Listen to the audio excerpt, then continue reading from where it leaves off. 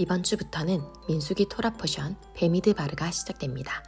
베미드바르는 민수기의 히브리식 표현으로 무엇 안에 라는 뜻을 가진 베와 광야, 사막이라는 뜻을 가진 미드바르가 합쳐져서 광야, 사막에서라는 뜻을 가지고 있습니다. 광야라는 뜻을 가진 미드바르의 어근은 다바르로 하나님께서 말씀하시다 라는 뜻을 가지고 있습니다. 즉, 광야는 하나님께서 말씀하시는 장소입니다. 민수기는 이스라엘 백성들의 40년 광야 생활 이야기입니다.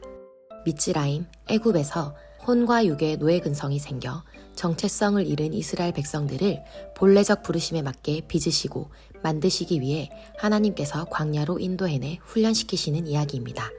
민수기는 하나님의 사랑의 훈육 이야기입니다. 우리는 종종 신앙생활 중 힘든 때를 만나면 그 시기를 광야로 표현하며 지나가기를 기다립니다. 하지만 이것은 헬라적 사고에서 기인한 관점입니다.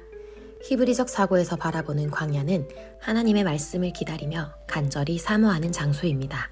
하나님께서는 미츠라임에서 케나안으로 이스라엘 백성을 인도하실 때에 40년이라는 기간 동안 미드바르에 머물게 하십니다.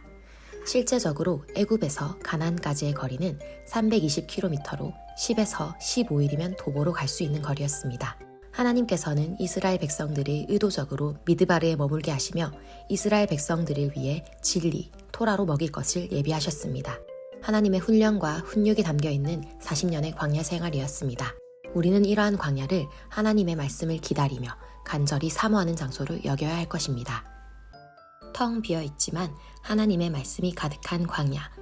아무것도 없는 것 같지만 날마다 하늘에서 만나와 메추라기가 떨어지며 하나님의 말씀이 들리는 곳이 광야였습니다. 이러한 광야 시스템과 반대되는 것이 모든 것이 있지만 하나님의 말씀이 없는 세상, 애굽 시스템입니다. 광야는 혼적인 것, 세상적인 것들을 비워내는 훈련의 장소입니다. 보는 것이 넘쳐나 안목의 정욕을 자극하는 애굽 시스템과 반대로 광야는 듣는 시스템입니다. 우리가 하나님 말씀에 집중하고 하나님 말씀을 듣게 될 때에 우리의 죽었던 영이 살아나기 시작합니다. 우리는 영의 시스템이 작동하는 하나님의 사람이 되어갑니다. 지금과 같은 마지막 때에는 이러한 듣는 훈련이 더욱더 필요합니다. 요한계시록에서는 계속해서 얘기하고 있습니다. 귀 있는 자는 들을지어다. 우리는 들을 귀를 구해야 합니다. 민수기의 이야기는 하나님께서 인구조사를 명하신 것에서부터 시작됩니다. 인구조사의 히브리어인 나사 에트로시는 들어올리다 라는 뜻을 가지고 있습니다. 이 단어에서 알 수 있듯이 하나님께서 명하신 인구조사는 군대 정비의 목적을 두고 있지 않습니다. 하나님께서는 각 지파마다 하나님 앞에 머리를 들고 사는 자의 수를 계수하라고 하십니다. 이는 하나님 군대에 합당한 자이며 하나님을 닮아가는 자입니다. 우리는 이것을 통해 이스라엘 전쟁은 이스라엘의 전쟁이 아닌 여호와께 속한 전쟁임을 알 수 있습니다. 나사에트로시 하는 자들, 하나님을 따라 사는 자들을 대신해 하나님께서 대신 싸우실 것을 말씀하고 계십니다. 이스라엘의 전쟁에서 앞장서는 그룹은 제사장과 레위 지파들이었습니다. 이들은 기도와 예배로 하나님께 얼굴을 들고 사는 자들, 나사에트로시 하는 자들이었습니다. 이것은 곧 우리의 정체성, 우리 교회의 정체성이기도 합니다. 하나님께서는 이 선두에 서는 그룹, 레위 지파는 계수하지 말라고 하시며 구별된 직무를 주셨습니다. 레위 지파의 직무는 하나님의 성막을 세우고 운반하고 지키는 것이었습니다. 레위 지파는 이 직무에 있어서만큼은 타협하지 않는 단호한 자세를 가지고 있었습니다. 이것은 곧 임재를 사수하는 것을 뜻합니다. 교회는 다른 말로 그리스도의 몸 또는 성전이라고 합니다. 계시록 21장 22절에는 어린 양이 곧 성전이라고 합니다.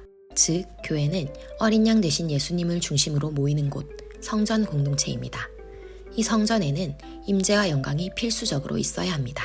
임재를 향한 갈망이 늘 있어야 하는 공간입니다. 마태복음 18장 20절에 나왔듯이 두세 사람이 내 이름으로 모인 곳에는 나도 함께 있으리라 하신 약속의 말씀을 붙들고 예배와 기도로 주님을 갈망하는 모임이 되어야 할 것입니다. 주님의 임재만이 영원히 흘러넘치는 기쁨이 되기 때문입니다. 나사에트로시, 하나님 앞에 머리를 들어올리고 사는 자의 숫자는 60만 3,550명이었습니다. 이들은 남자들의 숫자였습니다. 이렇듯 가정에도 남편과 아버지의 역할이 중요합니다. 남편과 아버지들이 하나님 앞에 머리를 들어올리고 사는가, 하나님의 형상을 닮아가는가 하는 것이 자녀들에게 너무나도 중요합니다. 자녀들은 부모를 닮아가기 때문입니다. 남자의 회복이 곧 교회의 회복입니다. 가정의 제사장으로 부름받은 가장들이 하나님의 형상을 닮아가며 가정 안에 임하신 주님의 임재를 사수하는 것. 이것이 우리의 가정에 회복되기를 하나님께서는 명령하시고 원하시고 계십니다. 베미드바르 주간에는 광야에서 우리를 훈련하시고 훈육하시길 원하시는 하나님의 마음을 깨달아 하나님의 음성을 사모하며 듣는 훈련을 할 것입니다. 그래서 보는 시스템인 세상 시스템이 아니라 듣는 시스템인 광야 시스템으로 살아갈 것입니다. 나사에트로시, 하나님께 머리를 드는 삶, 하나님의 형상을 닮는 삶을 살아갈 것입니다. 끊임없는 기도와 예배로 하나님의 임재를 사수할 뿐만 아니라 임재를 방해하는 요소들을 내 삶과 가정에서 하나씩 제거할 것입니다. 말씀으로 기도하겠습니다. 사랑하는 주님, 광야에 대한 우리의 시선을 바꾸시니 감사합니다. 광야는 더 이상 피하고 싶은 시련의 장소가 아닌 하나님의 음성이 들리는 사랑의 훈육의 장소입니다. 그곳에서 사랑의 음성을 들려주시는 하나님의 완전하신 리더십을 찬양합니다. 세상에 많은 볼거리가 아닌 광야에서 들리는 하나님의 음성에 귀 기울이게 하옵소서. 안목의 정욕을 쫓아 사는 것이 아닌 영의 시스템이 작동되어 하나님의 사람으로 이 땅을 살아가게 하옵소서. 하나님께서 인구조사를 명하실 때 하나님 앞에 계수되었던 자들 안에 내가 있기를 원합니다. 나는 하나님 앞에 머리를 들어 올리고 사는 자이며 하나님의 형상을 닮아가는 자, 하나님이 소집하시는 군대에 합당한 자임을 선포합니다. 그렇게 살아갈 때 내 삶의 전쟁은 더 이상 나의 전쟁이 아닌 여호와께 속한 전쟁이 될 것입니다. 기도와 예배로 이 전쟁에서 앞장서 승리할 것입니다. 내 삶의 승리는 주님의 임재로부터 옵니다. 내 삶과 공동체에 임하시는 주님의 임재와 영광을 사수하기 위해 밤낮으로 기도와 예배의 향을 피워 올릴 것입니다. 주님의 임재만이 나의 영원한 기쁨이 되며 나의 영원한 갈망임을 고백합니다. 이 임재를 방해하는 것들 앞에서는 어떤 것이라도 타협하지 않을 것을 결단합니다. 예수님의 이름으로 기도합니다. 아멘. 베미드바르 토라 포션 말씀이 더 궁금하신 분들은 리빙처치 주일 설교를 들어주세요.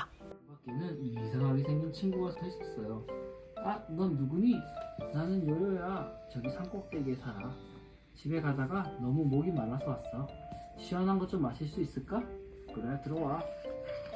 뭐야? 그래, 들어와. 요요가 시원한